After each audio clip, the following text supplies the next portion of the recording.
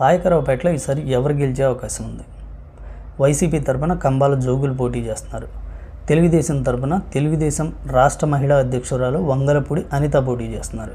So ముందుగా ఎవరి బలం ఏంటి, ఎవరి బలహీనతలు ఏంటో చూద్దాం. వైసీపీ అభ్యర్థి కంబాల జోగుల సంగతి చూస్తే సీనియర్ ఆయన 2 సార్లు ఎమ్మెల్యేగా గెలుచున్నారు శ్రీకాకుళంలోని రాజాం నుంచి.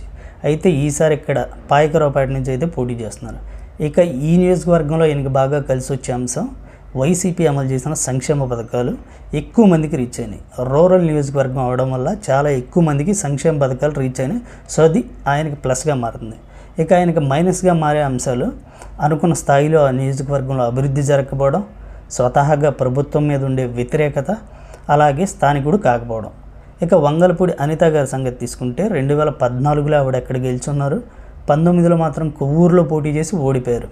మళ్ళీ ఇప్పుడు 2024 పాయకరావుపేట నుంచే పోటీ చేస్తున్నారు.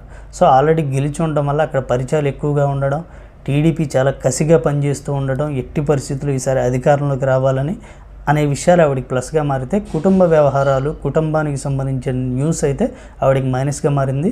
అలాగే జనసేనకి సంబంధించి పూర్తి సపోర్ట్ రావట్లే. వాళ్ళు ముందే చెప్పారు అనితకు సీట్ ఇస్తే మేము సపోర్ట్ చేయబోమని. సో అది జనసేన సపోర్ట్ చేయకపోవడం అనేది ఆవిడకి మైనస్గా మారింది. బయటికి సపోర్ట్ చేస్తున్నట్టు కనబడుతున్నా వాళ్ళు ఇంటర్నల్గా అయితే అంతగా యాక్టివ్గా ఉన్నట్లేరు. సో అది ఆవిడకైతే మైనస్గా మారే అవకాశాలు ఉన్నాయి. ఇక ఎవరు గెలవడానికి ఛాన్స్ ఉందనే విషయాలు డిసైడ్ చేసేది ఇక్కడ సామాజిక సమీకరణాలు.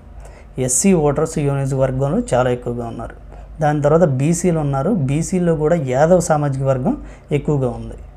గడిచిన ఎన్నికల్లో దాదాపు 72% ఎస్సీ ఓట్స్ అని వైసీపీకి వెళ్ళాయని టాక్ ఉంది. ఈసారి కూడా అలానే majority of votes, SC votes మొత్తం వైసీపీకి వెళ్ళే అవకాశాలే కనపడుతున్నాయి. అలాగే బీసీల్లో ఎక్కువ మందికి సంక్షేమ పథకాలు చేరి ఉండడంతో ఆ ఓటర్స్ కూడా ఇటువైపే మొగ్గు చూపే అవకాశాలు ఉన్నాయి. 2019లో దాదాపు 32,000 ఓట్ల మెజారిటీతో వైసీపీ ఇక్కడ గెలిచింది.